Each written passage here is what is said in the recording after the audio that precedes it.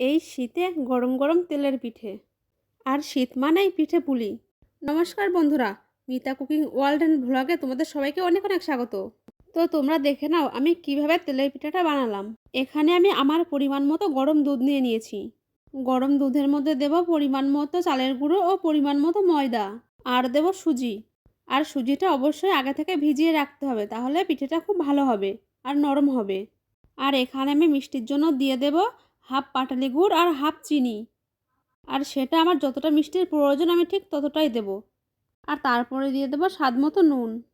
সব একসঙ্গে দেওয়ার পর আমি ভালো করে মেখে নেব। আর দুধটা এরকমই গরম থাকতে হবে যেন হাত দিয়ে মাখা যায়। এর বেশি গরম হলে দুধটা, তাহলে কড়াই থেকে পিঠেটা উঠবে না, পিঠেগুলো ভালো হবে না, সব নষ্ট হয়ে যাবে। এই ব্যাটারটা খুব পাতলাও হলে চলবে না, আবার খুব ঘন হলেও হবে না। আমার ব্যাটারটা একটু পাতলা হয়ে গেছে, তাই আমি আরেকটু চালের গুঁড়ো বা ময়দা দিয়ে দেব। আবারও ভালো করে মেখে নেব। এখন আমার ব্যাটারটা একদম পুরোপুরি ঠিকঠাকভাবে হয়েছে। আর ব্যাটারটা আমি আরও কিছুক্ষণ এরকমভাবে নাড়াচাড়া করতে থাকবো। ব্যাটারটা যতটা ভালোভাবে করবো পিঠেটাও ঠিক ততটাই ভালো হবে। এই যে ব্যাটারটা ঠিক এই রকম হবে। এখন ব্যাটারটা আমার পুরোপুরি রেডি হয়ে গেছে। এবার আমি কড়াইয়ে তেল গরম করে নেব। তেলটা গরম হয়ে গেছে। আর এবার আমি একটা গোল হাতার সাহায্যে ব্যাটারটা নিয়ে এইভাবে তেলের উপর দিয়ে দেব। যখন পিঠেটা ভাজতে হবে তখন আঁচটা মিডিয়ামে রাখতে হবে। আর পিঠেটাও খুব সুন্দর ফুলছে, খুব ভালোভাবে ফুলে উঠেছে, একদম লুচির মতো। তার মানে আমার ব্যাটারটা খুব ভালোভাবেই হয়েছে, একদম পারফেক্ট যাকে বলে। পিঠের এক পিঠটা ভাজা হয়ে গেছে। এবার আমি খুব আস্তে করে উল্টে দিয়ে আর এক পিঠটা ভেজে নেবো ভালো করে। আর অবশ্যই ওভেনের আঁচটা আমি মিডিয়ামে রাখবো।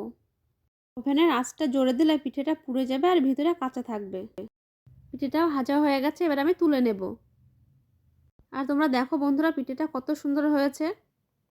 এই একই রকমভাবে আমি সব পিঠেগুলো ভেজে নেব। এই শীত মানেই পিঠে পুলি, আর এই শীতে পিঠে পুলি সবাই বানিয়ে থাকেন। আর এই শীতে পিঠে পুলি সবার খুবই ভালো লাগে খেতে। আজ আমি এই একটা পিঠেই বানালাম, তেলের পিঠে। আরও অনেক রকম পিঠে আছে, যেমন কাঁচি পোড়া, পুলি পিঠে ও পাটিসাপটা। যখন এই পিঠেগুলো বানাবো তখন এই পিঠের ভিডিওগুলোও দিয়ে দেবো আমি। এখন আমার সব পিঠেগুলো ভাজা হয়ে গেছে। আর পিঠেগুলোও দেখতে খুব সুন্দর লাগছে। আর খেতে তো আরও বেশি ভালো লাগবে। আর তোমরা একবার অবশ্যই ট্রাই করে দেখবে এই পিঠে। বানানোটা খুবই সহজ। তো বন্ধুরা, আমার এই ভিডিওটি তোমাদের কেমন লাগলো?